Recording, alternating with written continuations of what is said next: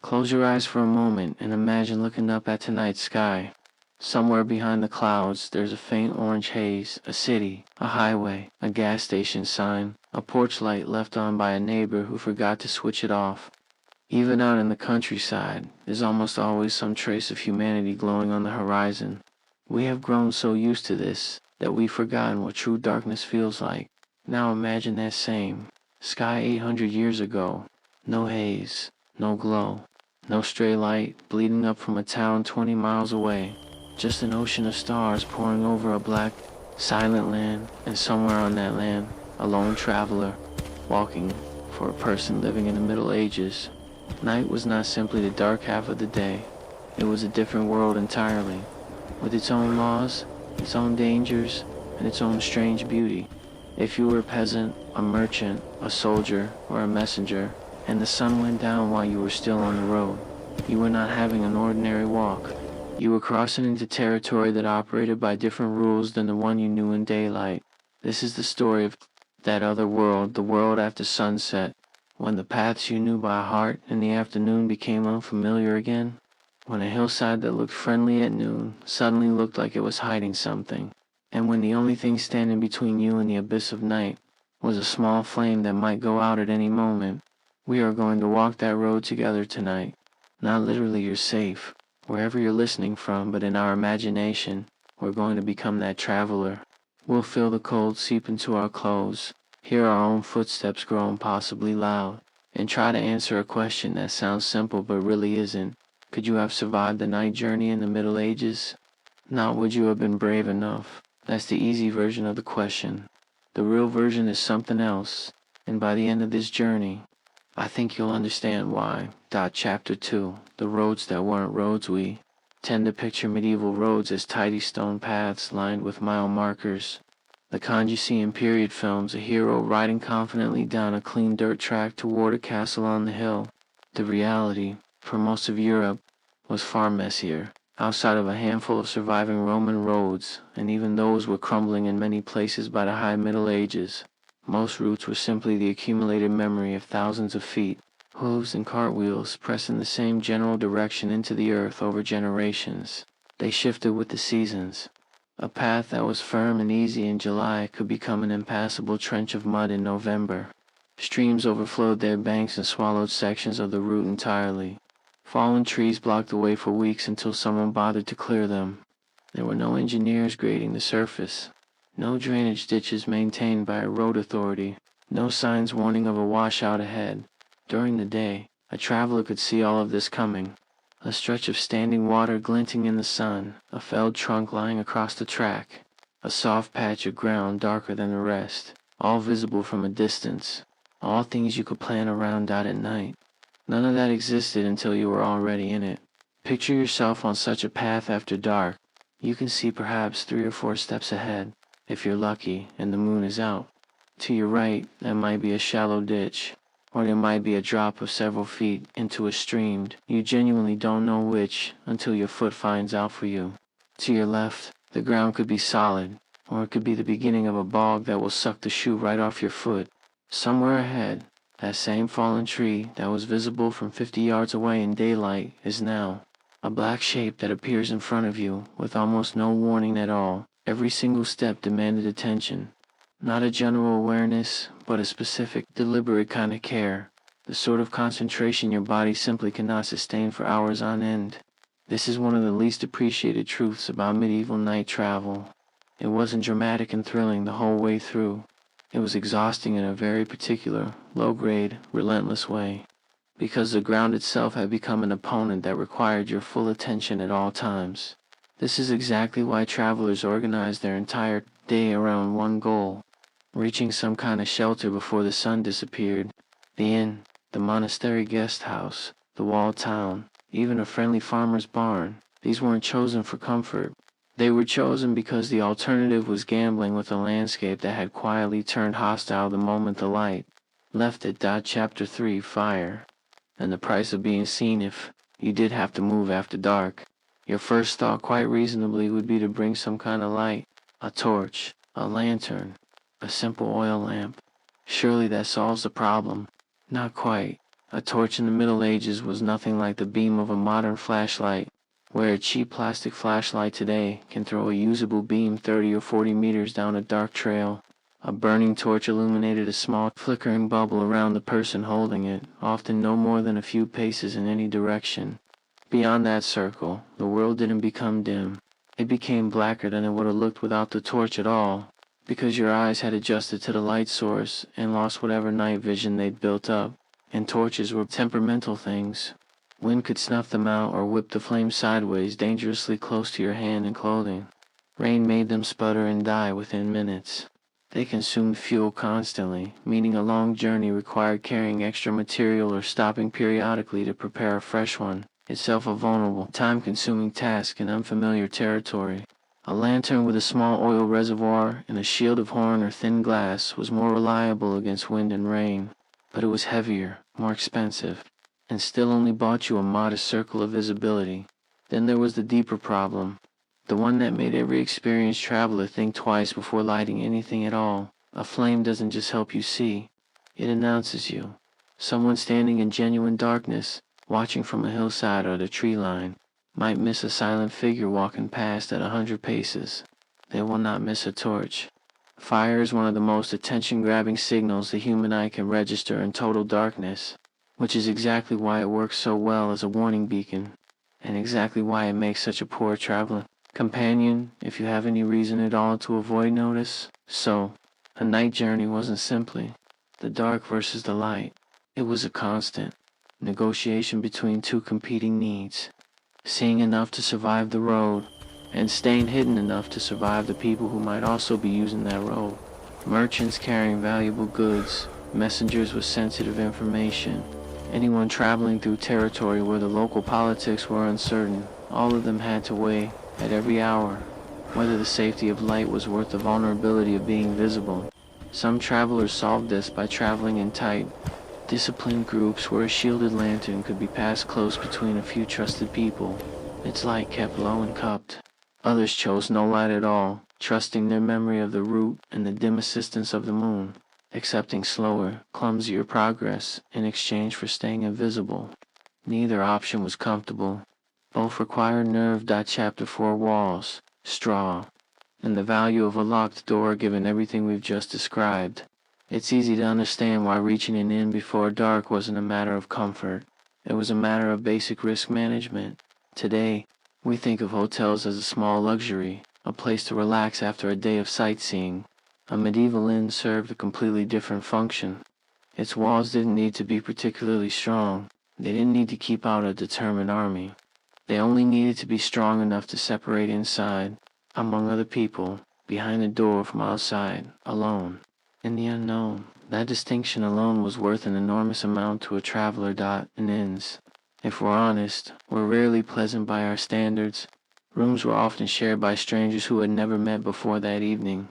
Beds, if there were proper beds at all, might be split 3 or 4 to a mattress, with total strangers pressed shoulder to shoulder for warmth and lack of alternatives. Fleas, poor ventilation, and the noise of a common room full of drinking, arguing, laughing travelers made for a far cry from a peaceful night's sleep. And yet almost everyone who could afford it chose this over the alternative, because the alternative was the roadside open, exposed, and utterly indifferent to whether you lived to see morning. For those who couldn't reach an inn in time, or who were traveling through regions without any formal lodging at all, the fallback was whatever shelter the land itself offered: a shepherd's hut, the leeward side of a stone wall, a dense stand of trees that at least broke the wind. None of these came close to the safety of a locked door, but each one represented a small negotiation with the night, a way of reducing exposure, even slightly, when the ideal option wasn't available. Chapter 5 reading the sky with no instruments, without street signs, without compasses in most travelers' pockets, without any device to tell you your position. The answer was straightforward. How did anyone find their way once the sun went down? The direction a river flowed, a familiar hill silhouette, a particular grove of trees known to mark a fork in the road. By night, almost all of these references vanished into a uniform blackness. What remained were 3 things: memory, the moon, and the stars. Memory was, without question, the traveler's single most valuable tool. Anyone who used a route regularly, a merchant on a familiar trade circuit, a shepherd moving flocks between pastures, a courier riding the same message route month after month, built up an intimate, almost bodily knowledge of the path. They knew that after a particular boulder the road bent left. They knew that a certain enormous oak marked the beginning of a stream crossing.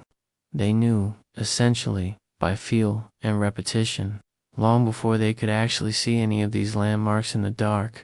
The moon, when it was out, was an enormous asset.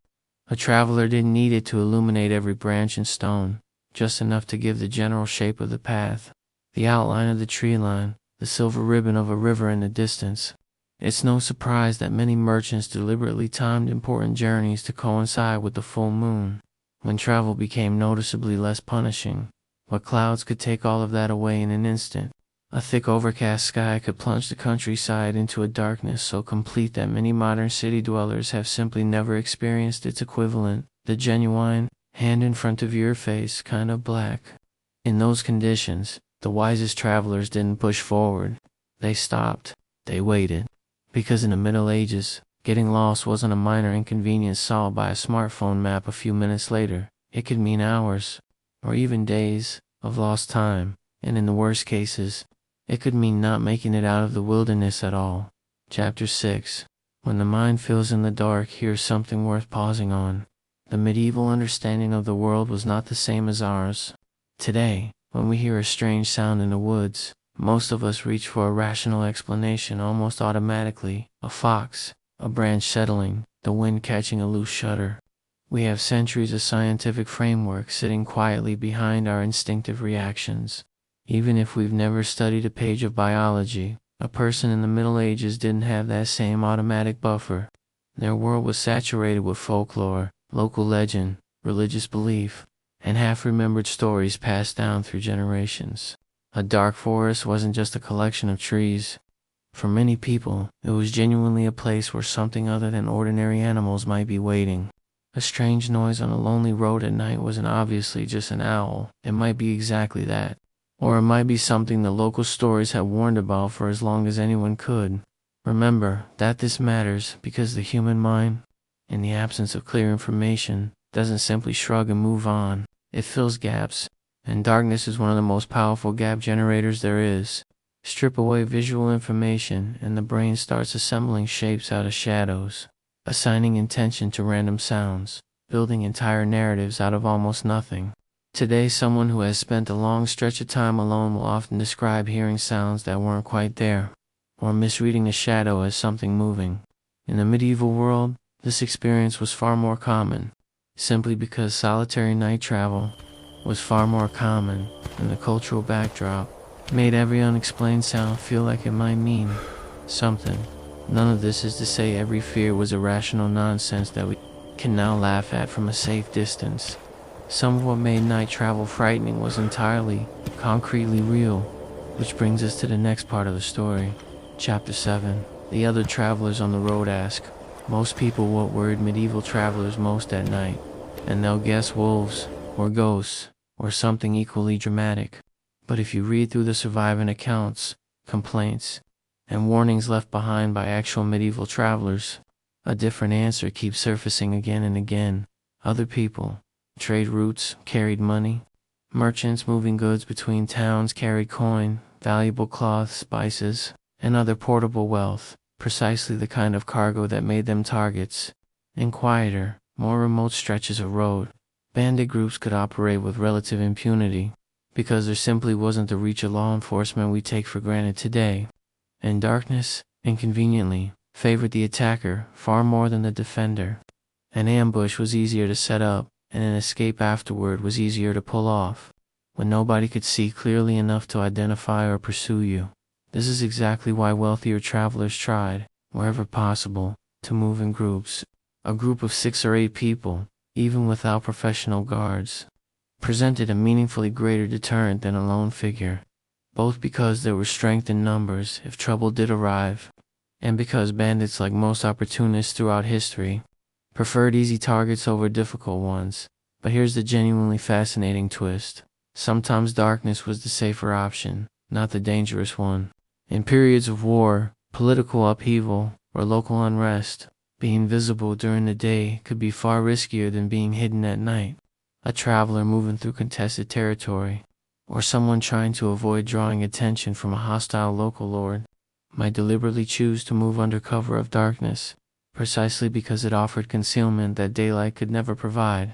Night travel, in other words, wasn't a practice that had been entirely abandoned out of fear. It persisted because, depending on your circumstances, it could just as easily be your best available option. Think of a messenger carrying urgent news, word that a lord needed relayed to another castle immediately, with no room for delay.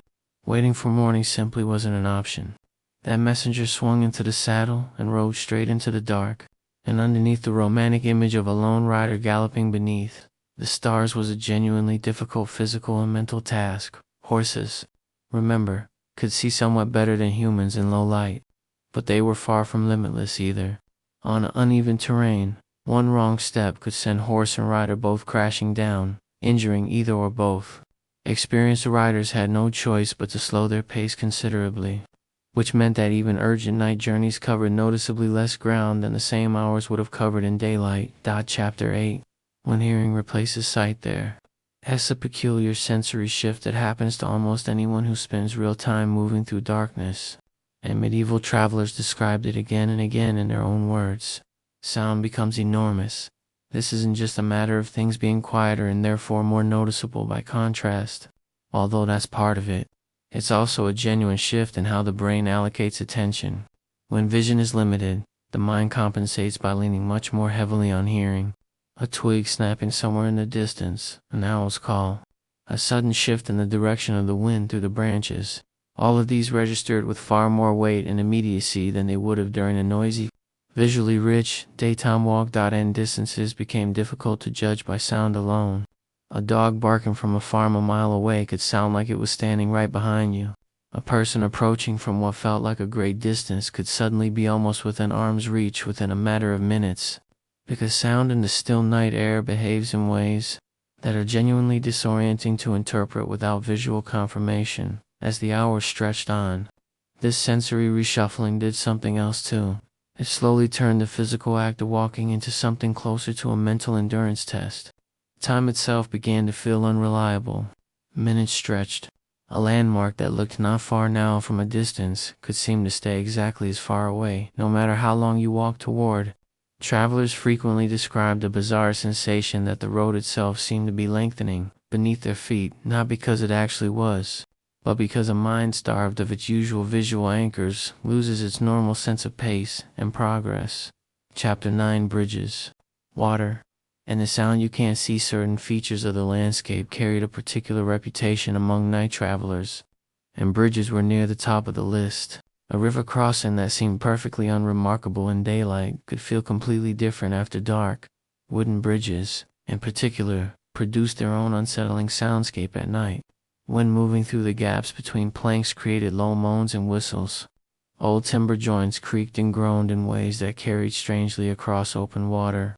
And beneath it all was the sound of the river itself, audible, sometimes loud, but entirely invisible.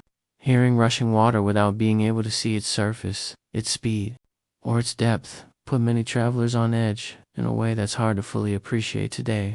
When a nighttime river crossing usually just means driving over a well-engineered bridge without a second thought, the danger wasn't purely psychological either.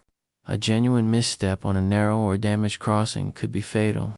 Falling into fast-moving water at night dramatically reduced anyone's chances of getting out alive, especially for travelers weighed down by heavy, waterlogged clothing that had none of the quick, lightweight materials we take for granted now. Because of this, many experienced travelers deliberately avoided river crossings after dark whenever they had any choice in the matter, preferring to wait until morning even if it cost them valuable time. Chapter 10. What the nose knows one. Detail that rarely makes it into popular imagination of medieval night travel is just how much smell mattered. As the air cooled after sunset, scents behaved differently than they did during the heat of the day. Damp earth became more pronounced. Wood smoke from a distant hearth could carry for a surprising distance on still night air.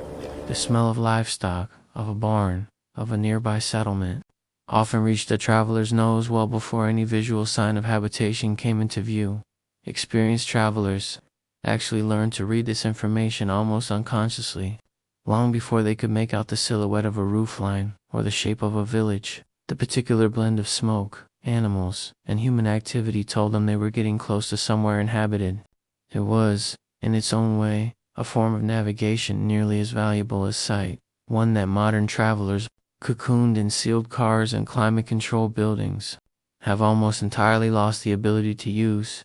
The sky offered similar clues, just for a different purpose. Skilled travelers didn't just glance upward for direction, they watched cloud movement, the visibility of stars, and the halo effect sometimes visible around the moon, all of which could hint at approaching rain. A storm breaking mid-journey, especially in open country, was a serious problem. Paths turned to mud, animals struggled for footing, and cargo could be ruined. Reading the sky like a kind of weather report, long before any instrument existed to do the job for you, was simply part of what it meant to travel competently at night. Chapter 11. Alone. Yet never quite alone. There's a strange kind of loneliness specific to medieval night travel that's worth sitting with for a moment, because it doesn't map neatly onto our modern idea of solitude. A traveler moving through the dark countryside wasn't necessarily isolated in any absolute sense. There might be other people traveling the same road just out of sight, and then a few miles ahead might be full of conversation and firelight. Soldiers might be standing watch at a nearby post. Yet none of this presence was visible or knowable in the moment. The darkness swallowed all evidence of other human activity just as thoroughly as it swallowed the road itself. This created a peculiar psychological experience. The traveler knew, rationally, that they were probably not the only living soul for miles, and yet they could feel, quite viscerally, as though they were.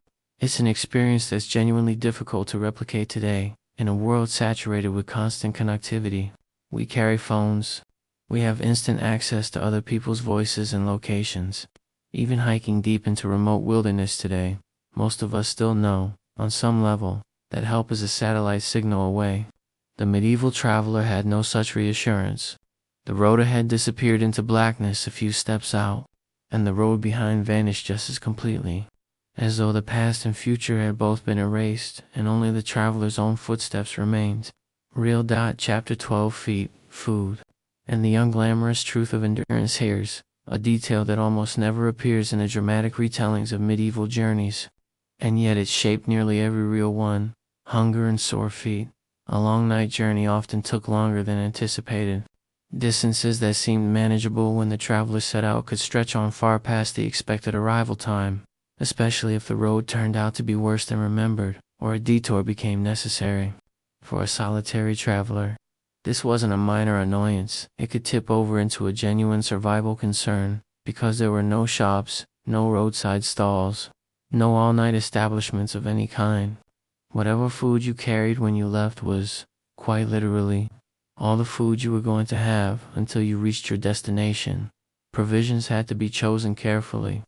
Fresh meat spoiled too quickly to be practical for anything but the shortest trips. Bread, dried and salted foods, and hard cheeses became the staples of the road precisely because they held up over time, even if they weren't particularly appetizing. A simple loaf of bread, unremarkable in any other context, could take on genuine significance in the middle of a long night's walk. Sometimes the only thing standing between a traveler and real hunger by morning. And then there were the feet. Modern travelers rarely think twice about the shoes on their feet during a long day, but medieval footwear was, by today's standards, fairly primitive. Stiff leather, no real arch support, no waterproofing, no cushioned soles. A blister that started as a minor irritation early in the evening could, by the small hours of the morning, become a genuinely debilitating source of pain.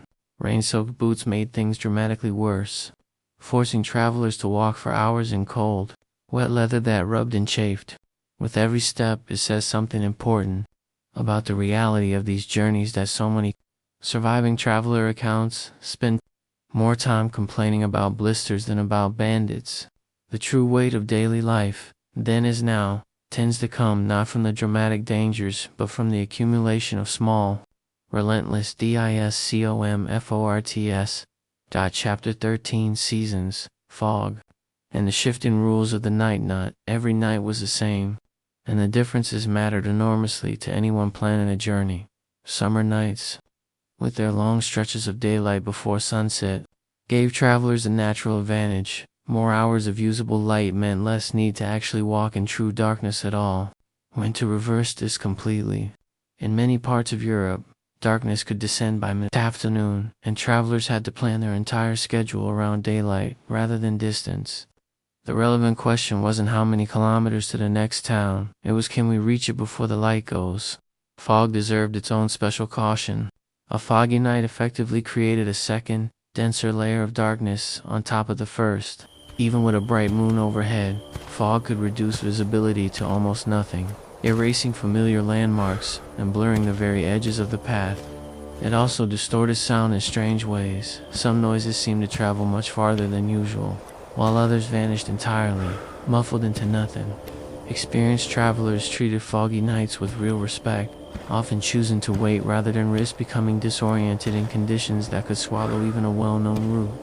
Rain added its own layer of difficulty, and not just during the storm itself. The period right after rainfall could be almost as treacherous as the storm, puddles hiding unknown depths, sudden soft patches of mud, wheels or feet slipping unexpectedly on a surface that had looked solid moments before. Speed on such nights had far less to do with the general state of the road and everything to do with patience. Rushing was, quite simply, how people got hurt.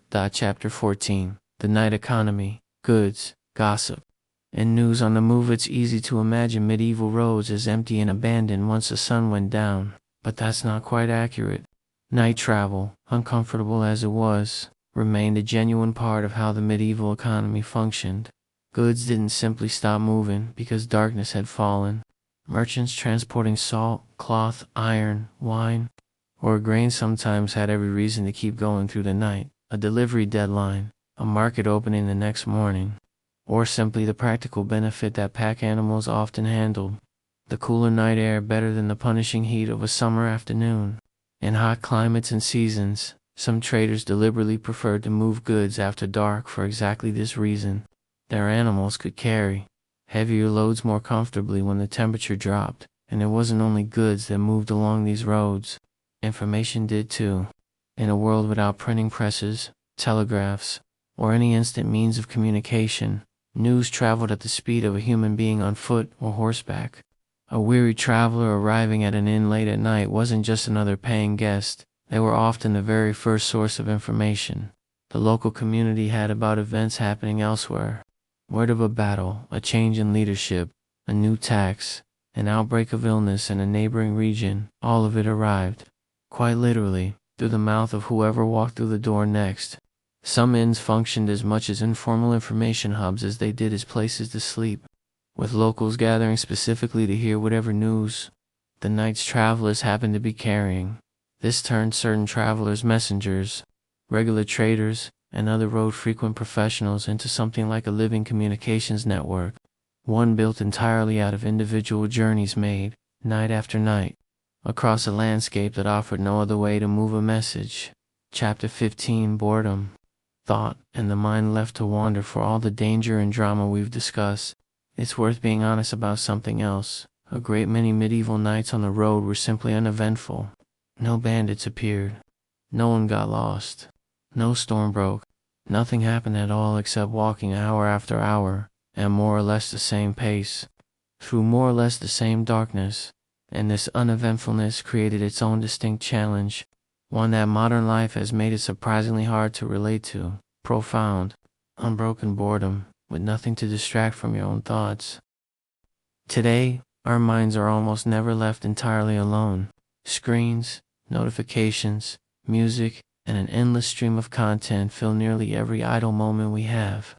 A medieval traveler walking through the night had none of that. What filled the hours, more often than not, was simply thinking about the past, about mistakes made and unmade, about people not seen in years, about what waited at the journey's end. Historians studying travel in this period have often noted that such extended stretches of undistracted solitude likely shaped the way people thought and processed their lives in ways that are genuinely rare in the modern world. Physical conditions shifted subtly. through these long stretches too. A dry evening path could grow slick with dew by the deep hours of the night, especially in low, damp ground. Clothing grew heavier as it picked up unnoticed moisture from the air. The body, without the sun's help, had to work harder simply to maintain its own warmth. Something felt most sharply the moment a traveler stopped moving, when the cold caught up all at once. This is exactly why seasoned travelers avoided lingering too long at any single stop. Getting the body moving again after it had cooled down was far harder than simply not letting it cool in the first place. And through it all, many travelers found themselves looking upward, not for any practical reason of navigation, but simply because the sky itself had become a kind of companion for the night, a slow, silent, ever-shifting backdrop of stars and moonlight. In a world before industrial lighting was almost unimaginably vivid compared to what most of us see today. Chapter 16 Gates. Arrival, and the traveler who returns, changed every journey, however long, eventually approaches its end, and the final stretch of a medieval night journey often carried its own particular tension. Many towns closed their gates at set hours, and if a traveler arrived even a short while too late, they might be forced to wait outside the walls until morning, in full view of the safety they couldn't quite reach. Imagine walking for hours, finally spotting the silhouette of a town's walls on the horizon, feeling the relief begin to settle in, only to arrive and find the gate already shut, the guards unmoved by pleading, the town's warmth and light sitting just beyond an unyielding barrier. It's a particular kind of disappointment that's hard to fully appreciate in a world where almost nothing ever truly closes. For those who did make it through in time, arrival rarely brought instant relaxation. If anything, the final stretch of any long night journey demanded more caution, not less. Exhaustion has a way of causing the very mistakes that careful travelers had avoided for hours. Experienced travelers knew this and deliberately slowed down as they approached their destination, resisting the urge to rush the last mile simply because safety felt close. And when the gate finally did open, or the inn's door finally did swing wide, something subtle but real had shifted. The road behind was the same road. The trees, the hills, the stones hadn't changed. What had changed was the traveler. Hour after hour of managing uncertainty, of making dozens of small decisions with no one to consult but their own judgment, tended to leave a mark. A little more patience, a little more attentiveness, a quieter kind of confidence that comes only from having actually done the hard thing rather than simply imagined it. Chapter 17 So, could you have done it? We began this journey with a simple sounding question. Could you have made a night journey in the Middle Ages? By now, I hope it's clear that the honest answer isn't really about courage, or physical strength, or knowing how to handle a weapon in case of trouble. Those things mattered, certainly, but they weren't the core of it. The real test was something quieter and, in some ways, much harder. How much uncertainty could you carry, hour after hour, without it breaking you? Could you keep walking when you couldn't see what was 10 steps ahead? Could you sit with the possibility of danger without letting your imagination run so far ahead of the facts that fear itself became the greater threat? Could you endure the plain, grinding discomfort of cold feet, an empty stomach, and aching legs, simply because the journey demanded it and there was no one else to do it for you? Most of the people who made these journeys weren't heroes in any dramatic sense. They were ordinary people, a peasant, a trader, a courier, a pilgrim, doing something that had simply become, through necessity and repetition, an unremarkable part of their lives. They didn't return home boasting of grand adventures. They returned tired, a little wiser about that particular stretch of road, and ready to do it again whenever the next need arose. Perhaps that's the real lesson hidden inside the story of the medieval night traveler. It isn't a tale about monsters in the dark or daring escapes from bandits, though both of those things certainly happened to someone, somewhere, at some point. It's a quieter story about what it means to keep moving forward through genuine uncertainty, to trust your own memory, your own senses, and your own steady footsteps when nothing else is there to guide you. Somewhere out there tonight, the same stars that once guided a medieval merchant home are still turning slowly overhead, mostly unseen behind our city lights. It's worth remembering, every so often, just how much confidence, patience, and quiet endurance it once took simply to get from one place to another after the sun went down, and how much of that world, for better or worse, we've left behind. Thank you for walking this road with me tonight. If you found this journey into the medieval dark as fascinating as I did putting it together, consider subscribing for more explorations into the everyday realities of the past that history books often leave out. End chapter 18, the small lives sharing the road when people imagine the wildlife of a medieval night. Wolves usually come to mind first. Dramatic, dangerous. The stuff of old warnings passed down through generations. But if you look closely at what travelers actually reported encountering, the real cast of characters was far humbler. Foxes slipping across the path, rabbits bolting from the undergrowth at the sound of footsteps, hedgehogs shuffling through fallen leaves, small mustelids like martins moving along hedgerows, invisible except for the brief rustle they left behind. None of these animals posed any real threat to a human traveler, and yet their presence mattered enormously to the overall experience of the night. A sudden movement in the grass, a shape darting across the path and vanishing again into blackness, a rustle overhead in the branches. Each of these kept the nervous system on alert, even when rationally the traveler knew, most of the time, that nothing dangerous was actually happening. Over time, though, frequent night travelers developed a genuinely useful skill. They learned to distinguish between the sounds worth worrying about and the ones that weren't. A rhythmic scurrying low to the ground was almost certainly some small creature going about its business. A prolonged silence, or a sound that didn't fit the expected pattern, was the kind of thing that warranted real attention. This is one of the quieter forms of mastery that came with experience, not eliminating the fear response entirely, but learning to calibrate it, to reserve real alertness for genuine anomalies rather than treating every rustle as a potential catastrophe. Chapter 19, Horses. Instinct, and the partnership of the dark. Traveling on horseback at night is often imagined as an unambiguous advantage, faster than walking, and surely safer, since the animal can presumably see better in the dark than its rider. The truth was considerably more complicated. Horses do have somewhat better low-light vision than humans, along with a keener sense of hearing and smell, but they were far from infallible navigators of a pitch-black landscape.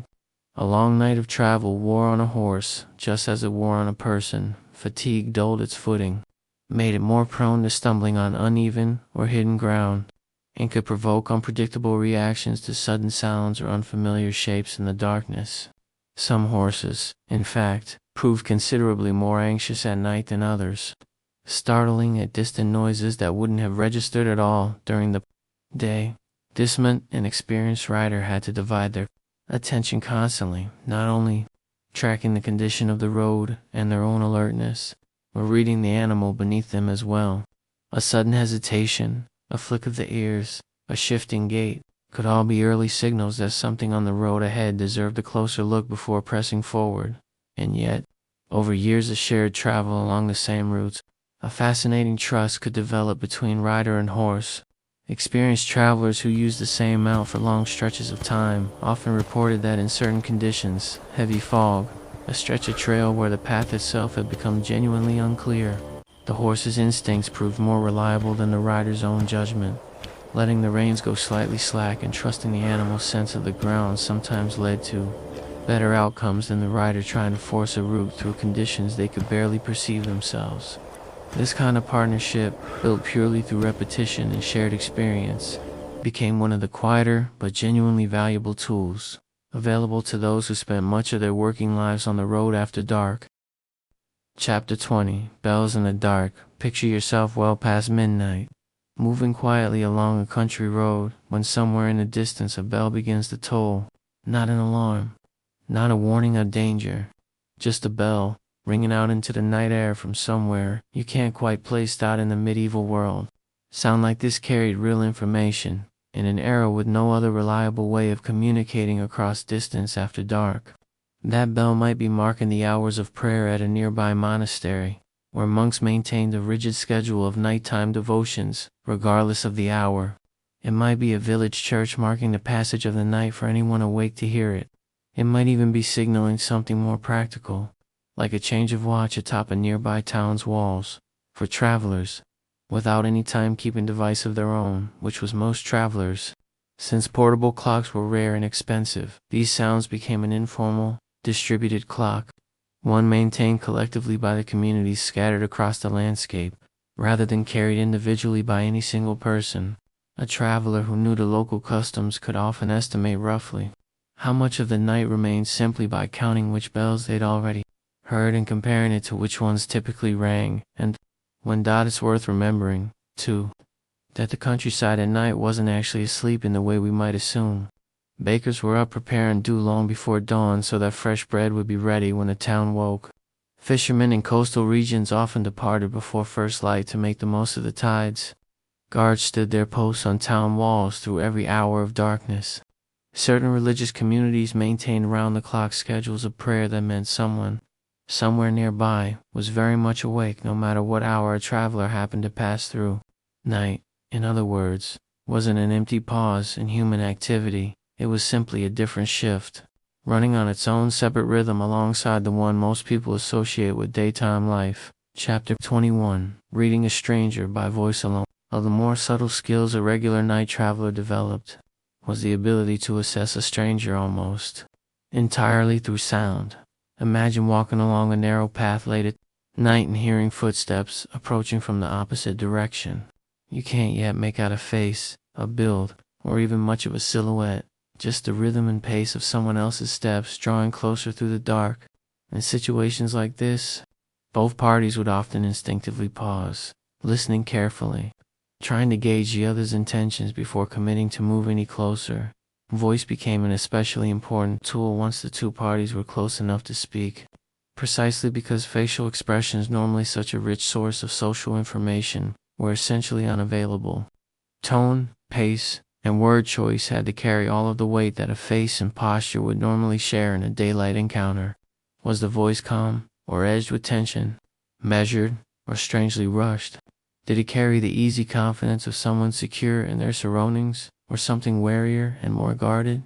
Travelers learned to listen for these cues with real attentiveness, because in the absence of visual information, they were often the only clues available.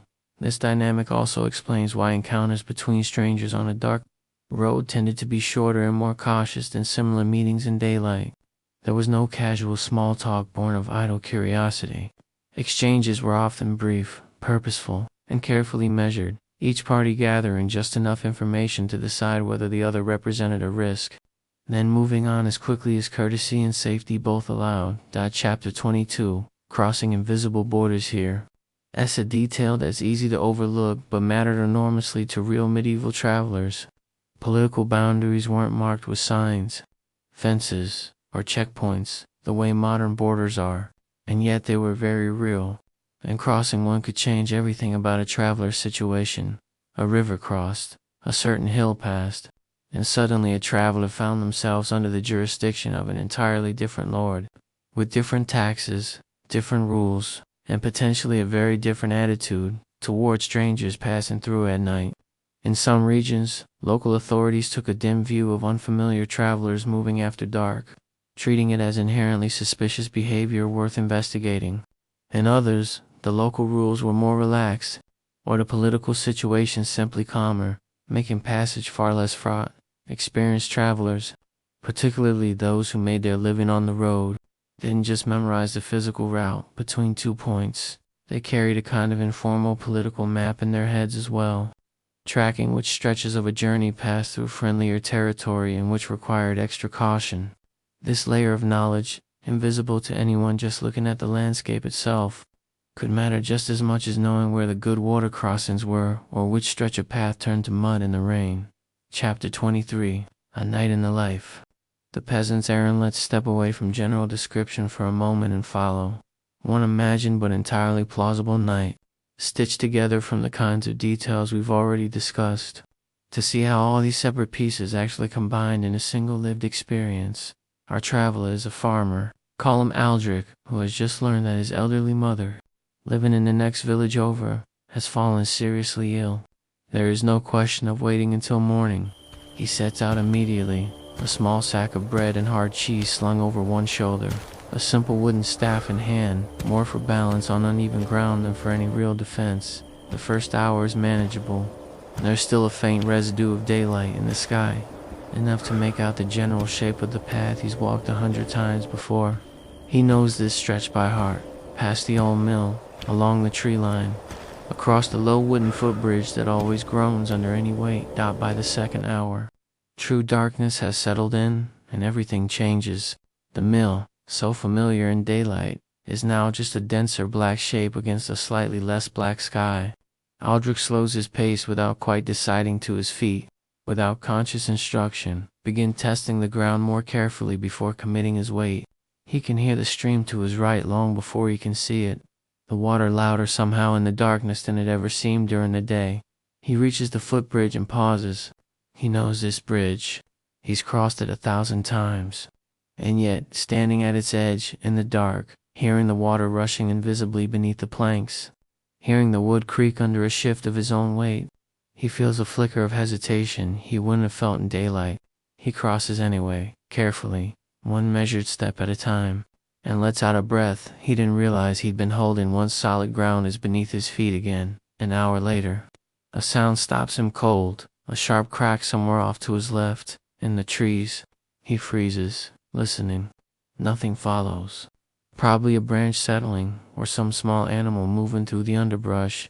He knows this, rationally, and yet his heart doesn't fully settle for several more minutes. His ears straining for any further sound. His imagination quietly supplying explanations his reason hasn't asked for. Somewhere past the halfway point, he sees a light, small, distant, flickering a farmhouse window, most likely, or perhaps someone else's lantern, moving along a different path. He doesn't know which, and he doesn't investigate closely enough to find out. He simply notes its presence, a small point of reassurance that he isn't entirely alone in the dark, and keeps walking. By the time he reaches his mother's village, hours have felt, in some strange way, both far longer and far shorter than they actually were. He's tired in a way that has little to do with the physical distance, covered a bone-deep tiredness that comes from hours of sustained, careful attention, of his senses working overtime to compensate for the vision he didn't have. When he finally knocks on his mother's door and steps into the warm, lit interior of the house, the relief he feels isn't really about arriving somewhere. It's about stepping back, out of the uncertainty that has surrounded him for the last several hours, back into a world where he can see clearly again. This is what an ordinary medieval night journey actually looked like for most people. Not a story of monsters or bandits, but a quiet, sustained exercise in managing uncertainty, one careful step at a time. Chapter 24, A Night in the Life. The merchant's caravan now. Imagine a very different kind of night journey. Not a single person on an urgent errand, but a small caravan of merchants, 6 people and 4 pack animals, moving goods between 2 market towns under cover of darkness because the summer heat during the day has become unbearable for the animals to work through.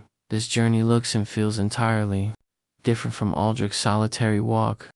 There is conversation, low and steady, passed between the group as they move, partly to pass the time, partly because a group traveling in comfortable silence for hours can start to feel the same isolating pressure a lone traveler feels, and partly because talking helps keep everyone's attention loosely engaged with their. The leader of the small caravan, a seasoned trader named Osric, has made this exact journey perhaps 30 times before. He knows precisely where the road narrows dangerously close to a ravine, precisely which stretch tends to flood after rain, precisely how long it typically takes to reach the halfway point, where they'll pause to rest the animals and eat something before pressing on. One of the younger members of the group, on his first long night journey, finds himself unsettled by nearly everything. The way sounds seem magnified, the way shapes at the edge of the torchlight seem to shift and move even though nothing is actually there. Osric, walking beside him, offers a kind of reassurance that comes only from genuine experience. That rustle is a hedgehog, not anything more dangerous. That shape ahead is a boulder that's been sitting in the same spot for as long as Osric can remember. The particular smell drifting toward them means they're closer to the halfway village than the young trader realizes. Partway through the night, the group encounters another party moving in the opposite direction, a small collection of travelers whose torch they spot from a considerable distance. Giving both groups ample time to assess each other before actually meeting, Osric calls out a greeting well before the 2 groups are within striking distance of one another. A standard practice among experienced travelers precisely because it establishes, immediately and clearly, that this is a friendly encounter rather than a threatening one. The two groups exchange brief pleasantries, a little news from the road, and continue on their separate ways within a few minutes. By the deep hours of the night, conversation has largely died down, replaced by the steady rhythm of footsteps and the occasional soft sound of the pack animals shifting their loads. Several members of the group have fallen into the particular kind of half-thinking, half-walking state that comes from hours of monotonous, repetitive motion, their bodies continuing forward almost automatically while their minds drift toward memories, plans, and half-formed thoughts, entirely unrelated to the road. Beneath their feet, they reach the halfway village just as the first pale hint of dawn begins to touch the eastern horizon, not their final destination, but a milestone that lets them know the hardest part of the night is now behind them. Osric allows himself, for the first time in hours, to relax his shoulders slightly, not because any specific danger has passed, but because the accumulated weight of hours of vigilance has, for a little while at least, been set down. Chapter 25, A Night in the Life. The messenger's ride outward third and final vignette belongs to someone whose relationship with the night was entirely different from either of the first two, a professional messenger, riding urgently between two fortified towns with news that cannot wait for morning. Unlike Aldrich's solitary walk or Osric's steady caravan, this messenger, we'll call her Isolde, moves as fast as the darkness and the terrain will allow, which is considerably slower than her instinct urges her to go. She knows, from long professional experience, that pushing her horse too hard on unfamiliar footing and poor light is how riders end up injured, or worse. And an injured rider delivers no message at all. Isolde's entire relationship with the night is different from that of an occasional traveler. She has ridden this particular route enough times that many of its landmarks have become almost bodily knowledge rather than conscious memory. She doesn't think there should be a bend here. She simply feels the horse begin to turn before her. Conscious mind has fully registered why. Even so, the urgency of her task creates its own particular tension. She's acutely aware of time passing, aware that the message she carries matters, aware that every unnecessary pause costs us something real. And yet she cannot simply override the physical limits of the night. When the path grows rocky and uncertain, she slows regardless of how her mission weighs on her. Because there is no version of this journey that ends well. If her horse stumbles badly on treacherous ground, at one point, her horse hesitates unexpectedly, ears pricked forward, clearly registering something Isolde herself cannot yet perceive. She holds still, trusting the animal's judgment over her own limited senses, until whatever caused the hesitation passes, perhaps some small animal crossing the path ahead, perhaps nothing more than a change in the wind. Only once the horse relaxes does she press forward again. By the time she reaches the gates of her destination, several hours have passed, hours during which the message she carries has weighed on her mind constantly, a low hum of urgency beneath every physical decision she made along the way.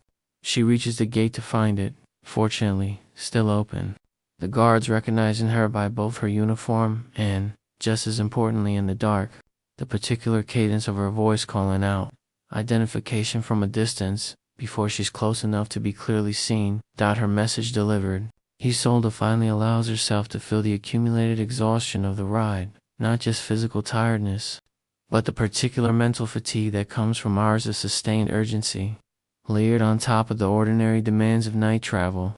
It's a different kind of exhaustion than Aldrich's or Osric's, shaped by the specific weight of responsibility she carried the entire way. But it belongs to the same broader family of endurance that defined every kind of medieval night journey, regardless of who is making it or why. Chapter 26.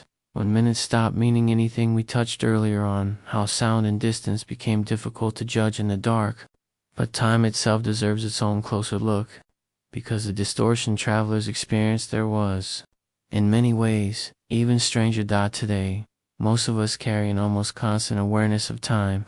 A phone in a pocket, a clock on a wall, a smartwatch on a wrist. Checking the time is such an automatic, unconscious habit that we rarely think about what it would mean to lose access to it entirely. For a medieval night traveler, that access was gone from the moment the sun disappeared. There was no glancing at a device to confirm it's been 40 minutes or we should arrive in about an hour. There was only the accumulating, uncertain sense of duration, built from fatigue, distance covered, and whatever ambient clues, bells, changing temperature.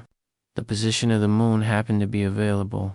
This absence did strange things to a traveler's perception.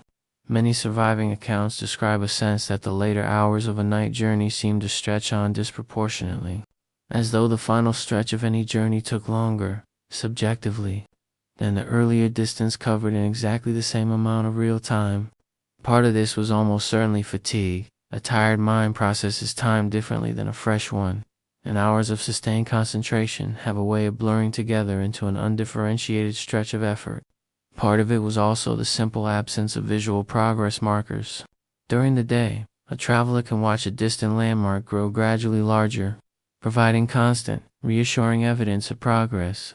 At night, a landmark might remain invisible until suddenly, almost without warning, it emerges out of the dark much closer than expected. Or, just as often, a traveler might walk toward a light or a shape for what feels like an eternity, only to find it barely closer than when they first noticed it. This particular kind of disorientation, the sense that the road itself was somehow lengthening, that effort and outcome had come unmoored from one another, was one of the quieter psychological burdens of night travel, rarely dramatic enough to appear in exciting retellings, but very real to anyone who actually experienced it. Chapter 2:7, A Light on the Horizon. Let's return, for a moment, to one of the most evocative images of medieval night travel, a single point of light glimpsed in the far distance across an otherwise featureless dark landscape. Today, spotting a distant light at night tells us very little. It could be almost anything.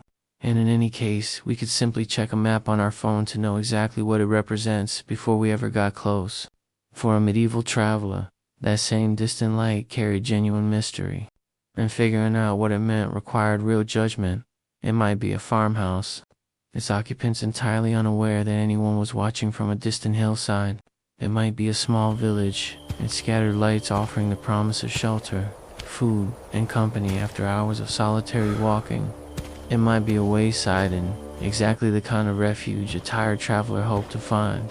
Or, less reassuringly, it might be a military watch post, a group of travelers who might or might not be friendly, or depending on the region and its politics, something a cautious traveler might prefer to avoid altogether rather than approach directly. Because of this genuine ambiguity, experienced travelers tended to treat a distant light with careful curiosity rather than immediate relief. Rather than making a beeline directly toward it, many would continue along their known route where possible, using the light more as a general point of reference and reassurance, evidence that human habitation existed somewhere nearby, than as an immediate destination to chase.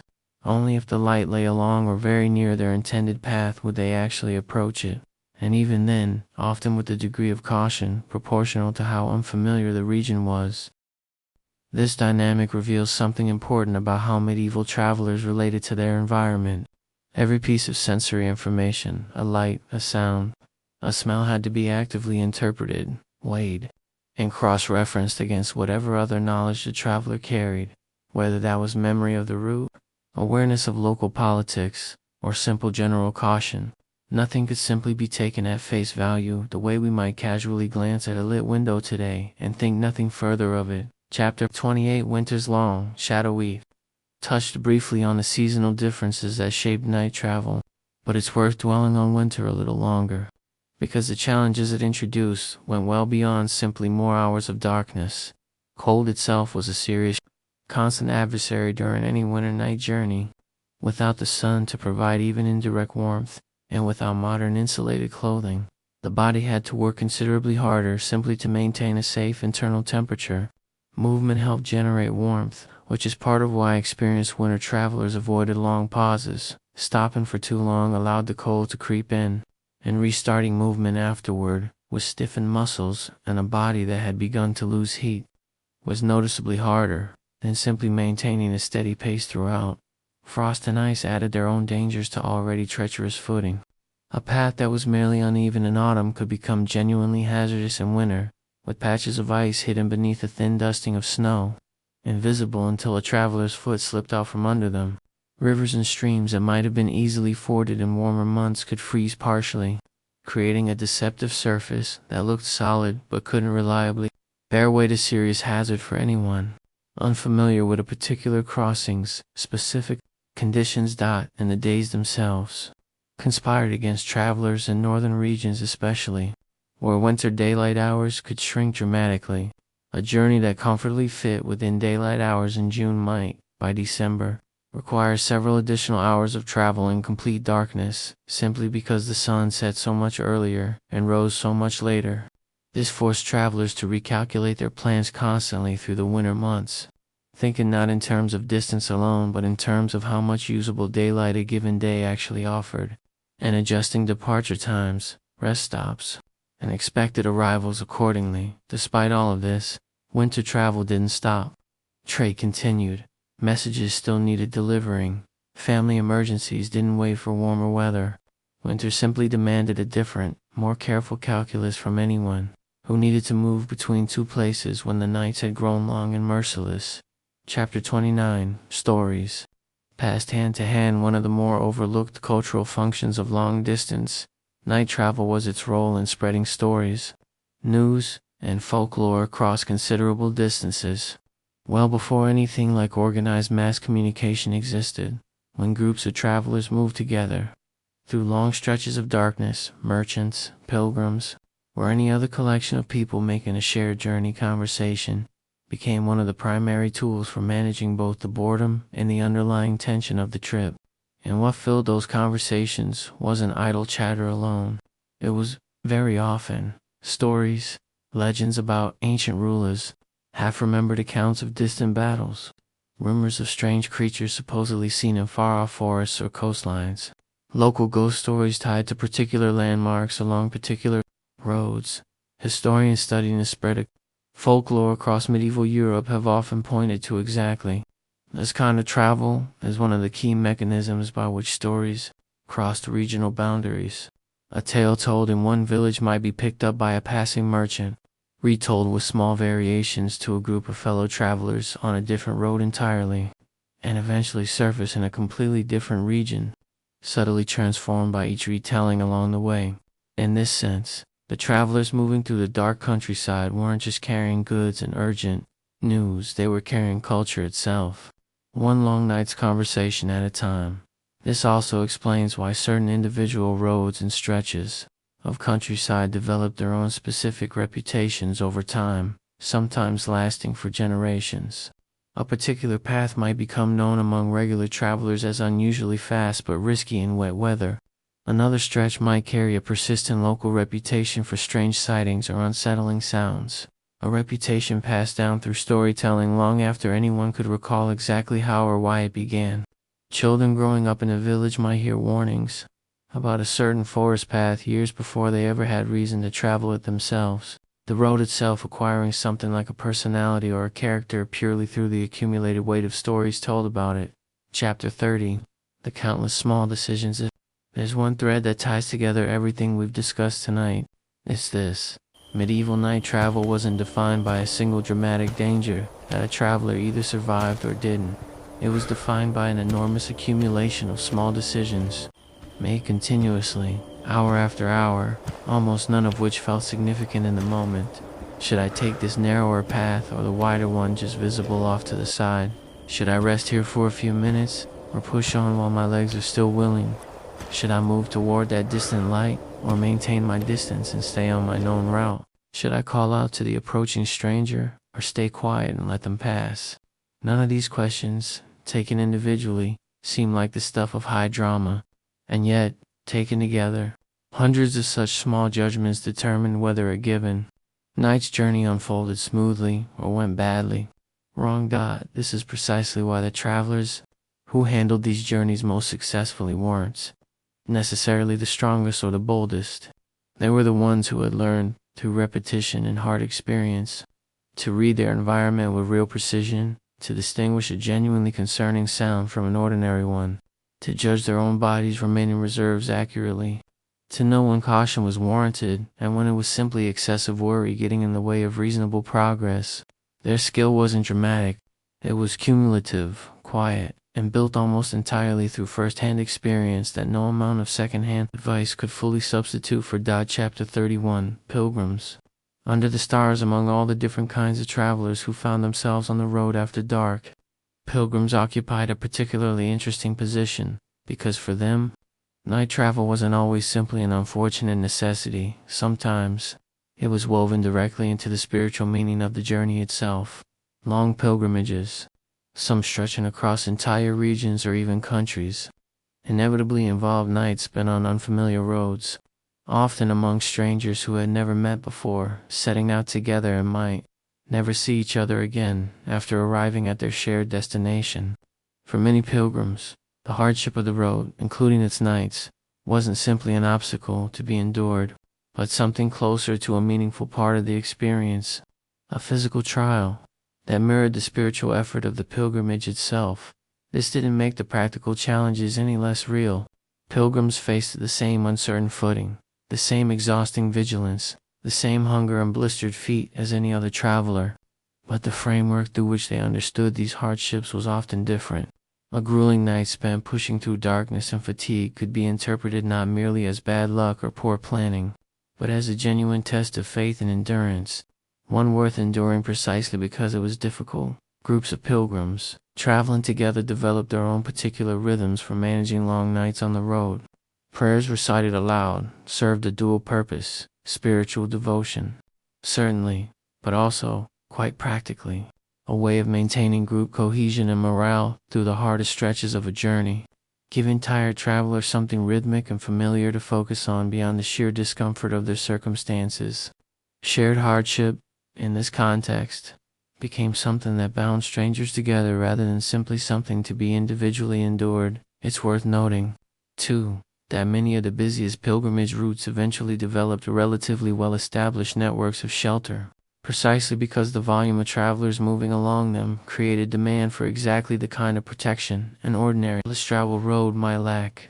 Monasteries in particular often maintained guest houses specifically to accommodate pilgrims, offering a level of reliable shelter that made these particular routes, paradoxically, somewhat safer for night travel than many ordinary roads, even though the pilgrims using them were often traveling far greater total distances than the average local traveler ever would. Chapter 32, Paying for Safety.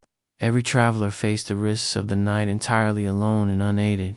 For those with sufficient means, there were ways to reduce, though never eliminate, the dangers of a night journey. Hiring an escort was one option available to wealthier merchants and travelers. A small group of armed guards, paid specifically to accompany goods or people through particularly risky stretches of road, offered a real deterrent against opportunistic bandits, even if it couldn't guarantee absolute safety. This wasn't a universal practice. It required money that many ordinary travelers simply didn't have, but along certain especially valuable trade routes, it became a fairly standard cost of doing business, factored into the overall price of the goods being transported. Some regions and towns also maintained more organized approaches to travel safety, at least along their most heavily used routes. Local lords occasionally took responsibility for maintaining a degree of security along key roads within their territory, both because safe trade routes benefited their own economic interests and because banditry within a lord's own lands reflected poorly on their ability to maintain order. This protection was inconsistent and varied enormously from region to region and era to era, but where it existed, it meaningfully changed the calculus of night travel for anyone passing through. For those without the money for guards, or the benefit of a particularly well-protected route, the main tools available remain the ones we've already discussed at length: traveling in groups where possible, choosing routes and timing carefully, carrying minimal visible wealth, and relying on accumulated knowledge and caution rather than any formal system of protection. It's a useful reminder that medieval society, much like our own, offered meaningfully different experiences of risk and safety depending on a traveler's financial means. The wealthy merchant, with paid guards, faced a genuinely different night than the lone peasant walking the same road with nothing but a wooden staff and his own wits. Chapter 33. What children learned before they ever left home. Long before most children in medieval communities ever set foot on a genuine night journey themselves, they absorbed an enormous amount of informal knowledge about the roads simply through the stories and warnings that circulated within their own households and villages. Warnings about particular stretches of local road, passed down from parents, grandparents, and the general oral culture of a community, functioned as a kind of practical education long before any child needed the information directly. Don't linger near a certain bend after dark. Be wary of the old bridge in wet weather. Certain landmarks carried reputations, whether grounded in genuine hazards, half-remembered historical incidents, or purely folkloric embellishment. And children absorbed this local knowledge as a natural part of growing up in a particular place. This meant that by the time a young person actually did set out on their own for a significant night journey, whether running an urgent errand, beginning an apprenticeship in another town, or accompanying older family members on a trading trip, they rarely approached the experience as a complete blank slate. They carried with them a patchwork of inherited caution, some of it genuinely useful practical knowledge, some of it more superstitious than strictly accurate, but all of it shaping how they interpreted the sounds, shapes, and uncertainties they encountered once the sun went down. It's a reminder that medieval night travel wasn't purely an individual physical and psychological challenge. It existed within a broader cultural framework, built up over generations of shared local experience, that shaped how each new traveler understood and responded to the darkness long before they ever personally confronted it. Chapter 34. The Weight of an Enormous Sky Week. VA mentioned the stars a few times already in passing, but they deserve a fuller moment of their own, because for many medieval travelers, the night sky was one of the most genuinely overwhelming aspects of the entire experience, in both a beautiful and an unsettling sense. In a world entirely free of artificial lighting, the sky on a clear night revealed a density of stars that most people alive today have simply never witnessed. Not the scattered handful of bright points visible from a modern suburb, but an almost continuous wash of light across the entire visible dome of the sky, with the pale band of the Milky Way stretching from horizon to horizon like a great river of light. Travelers who left behind written accounts of their journeys often dwelt at surprising length on exactly this, the sheer, overwhelming scale of the stars above them, described again and again with a kind of genuine wonder that's hard for modern readers, accustomed to light-polluted skies, to fully appreciate without seeing it for themselves. And yet this same vast, beautiful sky carried an uncomfortable undertone for many travelers as well. Standing alone in open countryside, with no buildings, no artificial light, no evidence of nearby civilization visible in any direction, a traveler could feel almost impossibly small beneath a sky of that size and depth. This is a very particular, very human sensation, not fear exactly, but something closer to a kind of vertigo, an acute awareness of one's own smallness against the scale of the visible universe. Some travelers found this feeling calming, even meditative, a reminder of their place within something much larger than their immediate worries. Others found it genuinely disquieting, a reminder of just how alone and exposed they were in that moment, with nothing between themselves and the enormity of the night sky except the thin comfort of their own footsteps continuing forward. Either way, the sky wasn't simply a backdrop to medieval night travel. It was, in its own way, an active participant in the experience, a constant, slowly shifting presence that travelers looked to for practical guidance, for company through the long hours, and sometimes, whether they fully realized it or not, for a kind of perspective on their own place within the world that the business of daylight rarely allowed them to consider. Chapter 35.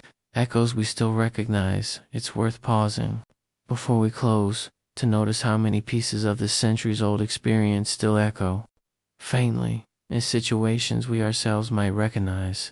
Anyone who has ever lost, powered home during a storm and had to navigate a familiar house by candlelight, or phone flashlight has felt a small taste of how disorienting darkness can make even the most well-known space feel. Anyone who has ever camped somewhere genuinely remote, far from any city lights, and looked up to see a sky far denser with stars than they're used to, has caught a brief glimpse of what an ordinary medieval night sky looked like to everyone, everywhere, all the time. Anyone who has ever walked alone down an unfamiliar street at night, straining to identify an ambiguous sound or a shape at the edge of a streetlight's reach, has brushed against the same basic psychological machinery that shaped every medieval traveler's experience of the dark.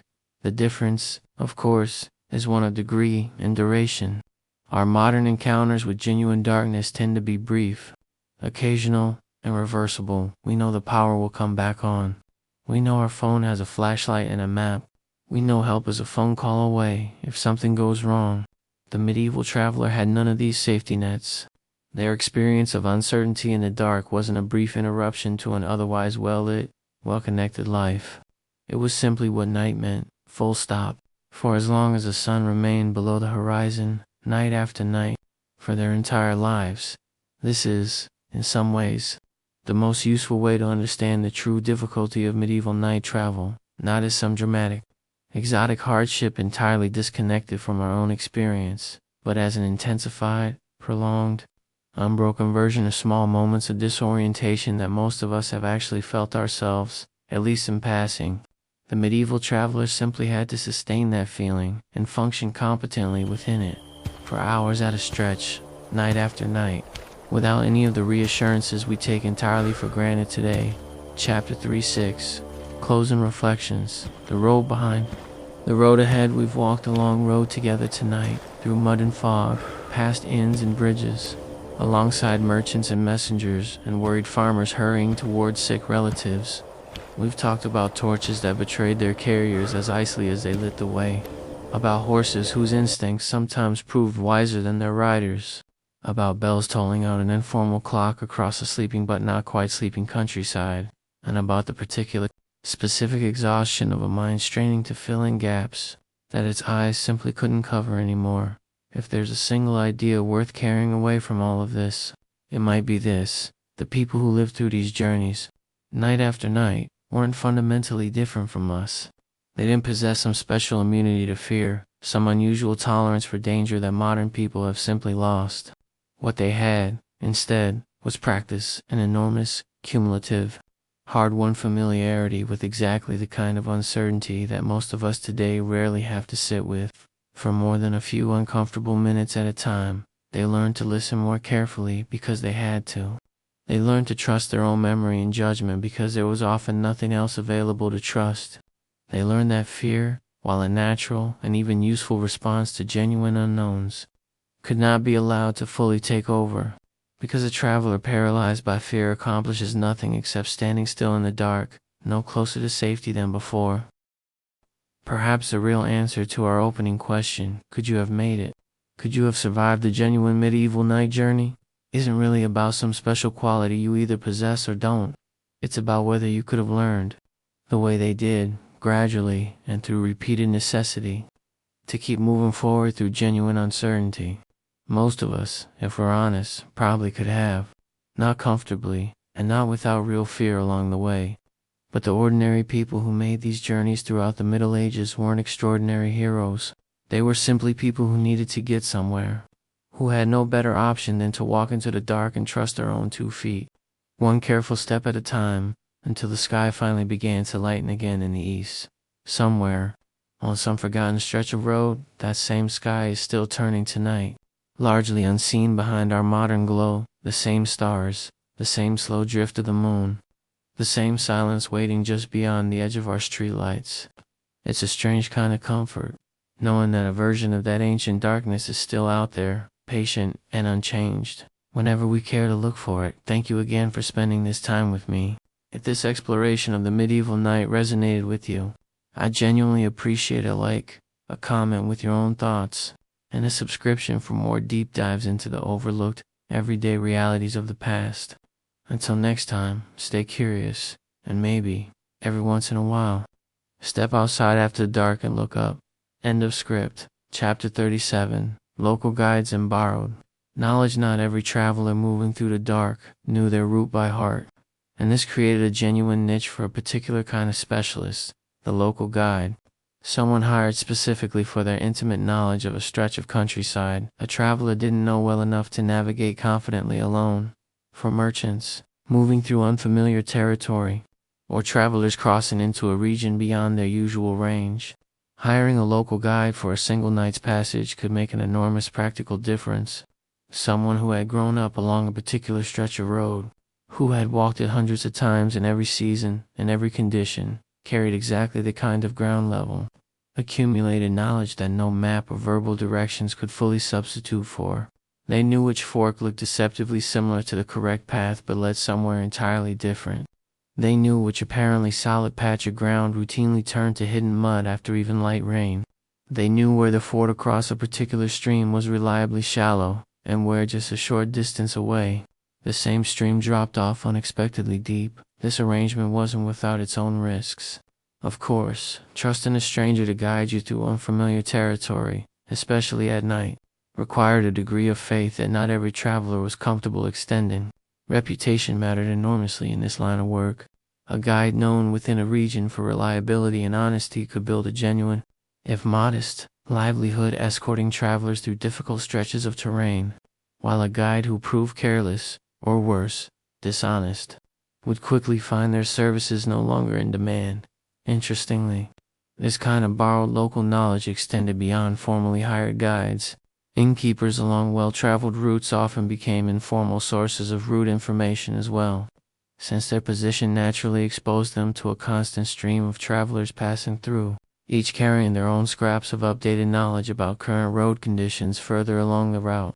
A traveler pausing briefly at an inn before continuing into the night might leave with far more than just a meal and a rest. They might leave with an updated warning about a bridge that had recently washed out, or reassurance that a stretch of road rumored to be dangerous had, in fact, been quiet for some time. Chapter 38, when the weather wouldn't let up with discussed rain, fog, and cold as individual challenges. But it's worth considering what happened when conditions didn't simply present one obstacle, but several stacked on top of each other in an unfortunate combination. Imagine a traveler already several hours into a journey when a light rain begins to fall. On its own, manageable, uncomfortable, certainly, but not necessarily dangerous. But as the rain continues, the ground gradually softens, transforming a previously firm path into something considerably more treacherous. Visibility, already limited by darkness, grows worse still as the rain thickens, reducing an already narrow effective range of sight down to almost nothing. If wind picks up alongside the rain, any torch or lantern the traveler might have been relying on becomes nearly impossible to maintain, forcing a difficult choice between pressing on essentially blind or stopping entirely to wait out conditions that show no sign of improving. This kind of compounding difficulty was exactly what separated a merely uncomfortable night journey from a genuinely dangerous one. Cold alone was manageable with proper clothing and steady movement. Rain alone was uncomfortable, but survivable. Poor footing alone demanded caution but didn't necessarily prevent forward progress. But cold, rain, poor footing, and failing light all arriving together created a situation where every single protective strategy a traveler might normally rely on was simultaneously undermined. Experienced travelers understood this dynamic well, which is precisely why so much emphasis was placed on reading the sky before setting out and throughout a journey, not out of superstition, but out of hard practical necessity. A traveler who noticed genuine signs of deteriorating weather, and who had the option to delay their departure or seek shelter early, generally did so, understanding that the alternative could mean facing several compounding hazards at once, in conditions where escape or rescue simply wasn't a realistic possibility. Chapter 39. The journey home. There's one particular kind of night journey we haven't yet discussed directly, though it's implicit throughout everything we've covered: the return trip, made along a route the traveler has already covered once. Sometimes within the very same stretch of days, you might expect the return journey to feel easier, given that the traveler already has direct, recent first-hand knowledge of the route. In many respects, this was true. A path walked once in daylight and then retraced at night carried far less uncertainty than an entirely unfamiliar road would have. But return journeys carried their own particular psychological texture worth noting. A traveler heading toward an urgent destination, reaching a sick relative, delivering time-sensitive goods or news, often moved with a kind of forward-focused urgency that helped push through the discomfort and uncertainty of the outward journey. The return trip, once whatever urgent task had been accomplished, sometimes lacked that same driving momentum. Fatigue from the outward journey, plus whatever emotional weight the visit itself had carried, relief, grief, disappointment, resolution often left travelers, making their way home in a very different mental state than the one they'd departed in. This meant that return journeys, paradoxically, sometimes proved more hazardous than outward ones. Despite the traveler's familiarity with the route, a tired mind, already processing whatever had happened at the destination, was often less vigilant than the sharply focused, adrenaline-touched attention that had carried the traveler through the outward leg of the same journey.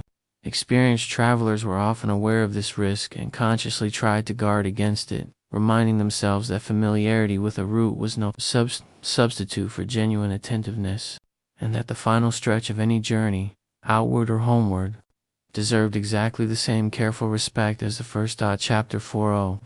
What the dark actually taught. Let's close with one final thought experiment before we part ways tonight. Imagine, for a moment, that you could interview a dozen different medieval travelers: a farmer, a merchant, a soldier, a pilgrim, a messenger, an innkeeper's son who grew up hearing every traveler's stories, and ask each of them the same simple question: what did the road teach you? You would likely get very different answers, shaped by each person's particular experiences, but certain themes, I suspect, would repeat across nearly all of them. Patience, almost certainly. Nothing about a long night journey rewarded haste. The traveler who rushed risked missing a hazard, misjudging a stranger's intentions, or exhausting themselves before the journey's true demands had even begun. Patience wasn't simply a virtue in the abstract sense. It was a practical survival skill, tested and reinforced across dozens or hundreds of individual journeys.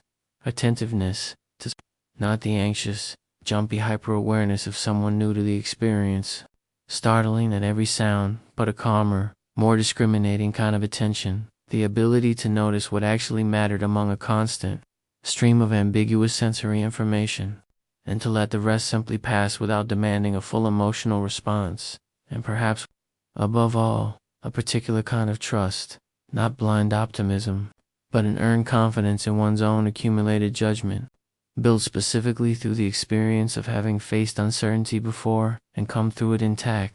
This is a very different thing from simple bravado. It's closer to the quiet competence of anyone who has done a difficult thing enough times to know, in their bones, what they're actually capable of handling. These are not, if you think about it, uniquely medieval qualities. They're simply human ones, sharpened and reinforced by a set of circumstances that demanded them constantly, night after night, in a way that most of us today are rarely asked to sustain. We have, in a real sense, engineered much of that particular demand out of our daily lives, and there's nothing wrong with that. Streetlights and smartphones and heated homes are genuinely good things, but it's worth remembering, every so often, what it once took to simply get from one place to another once the sun went down, the patience, the attentiveness, the hard-won trust in one's own 2 feet and one's own steady judgment, carried forward through hours of genuine uncertainty by people who, in the end, were not so very different from us.